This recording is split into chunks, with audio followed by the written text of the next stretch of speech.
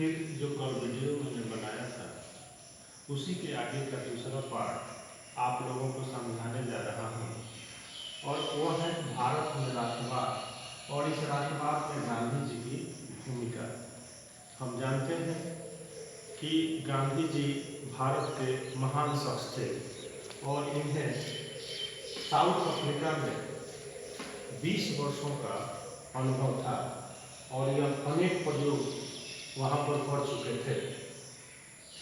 गांधी जी का जन्म 1869 में हुआ था तथा इनकी मृत्यु 1948 में हुई। जब 1915 में यह भारत लौटे तो तिलक को राजनीतिक गुरु मान करके इन्होंने पूरे भारत का भ्रमण किया तथा एक पुस्तक भी लिखी, माई एक्सपेरिमेंट विद ट्रुथ, और हिंदी में कहते हैं सत्य के साथ प्रयोग।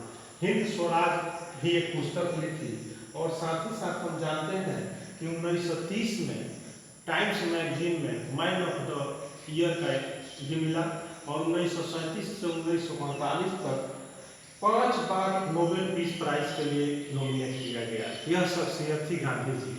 अब जरा सा इनके कार्यों को जब हम देखते हैं तो इन्होंने जो प्रमुख काम किए वह है चंपारण सत्याग्रह, जो कि 1917 में था, फिर अहमदाबाद मिल मजदूर आंदोलन और खेड़ा आंदोलन। चंपारण और खेड़ा ये दो किसानों के आंदोलन थे और अहमदाबाद मिल जो था वह मजदूरों से संबंधित था। यानी कि गांधी जी की पैठ किसान में और मजदूर में दोनों में थी, जन सामान्य की तो बात अलग है। इनके जो हथियार थे वह थे सत्य और अहिंसा, और हमेशा गांधी जी मध्यम मार्ग को अपनाए। यदि हम चंपारण आंदोलन को लें, अहमदाबाद को लें, खेड़ा को लें, सारे जगह इन्होंने कभी यह प्रयास नहीं किया कि कभी अंग्रेजों को दबा दे या मिल मालिक को दबा दे या मजदूरों को दबा दे। हमेशा प्रयास किया कि मध्यम मार्ग अपनाया जाए जिससे किसी को क्षति न हो और इन्हें अपनी जीत भी मिलती रहे। जो गांधी जी के 3 प्रमुख आंदोलन थे, यह आंदोलन थे असहयोग आंदोलन, जो कि 1920 में शुरू हुआ और आप जानते हैं कि चौरी चौरा कांड के बाद समाप्त हुआ। फिर सविनय अवज्ञा आंदोलन और भारत छोड़ो आंदोलन।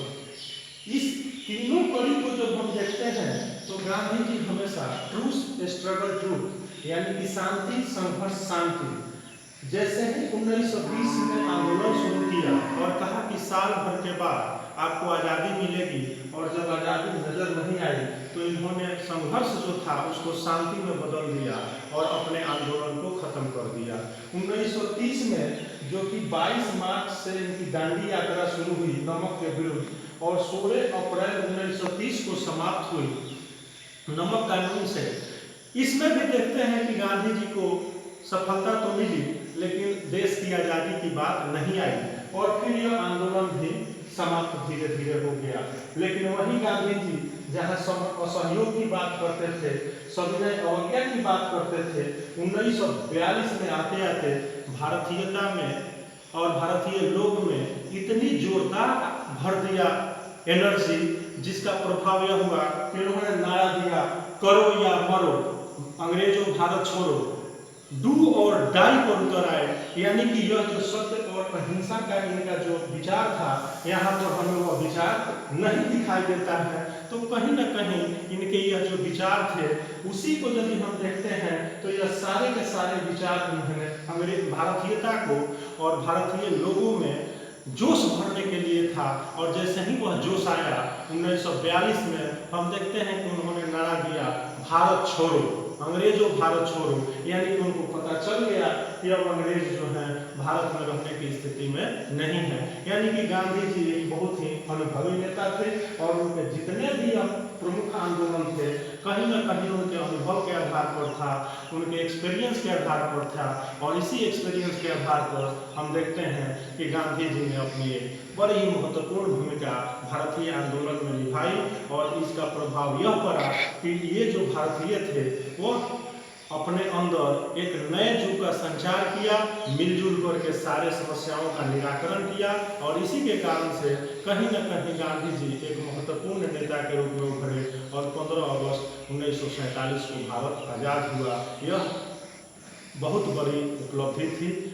फिर इस वीडियो को मैं यहाँ पर क्लोज करता हूँ, फिर इससे संबंधित अगला वीडियो अपलोड करूँगा। तब तक के लिए गुड बाय।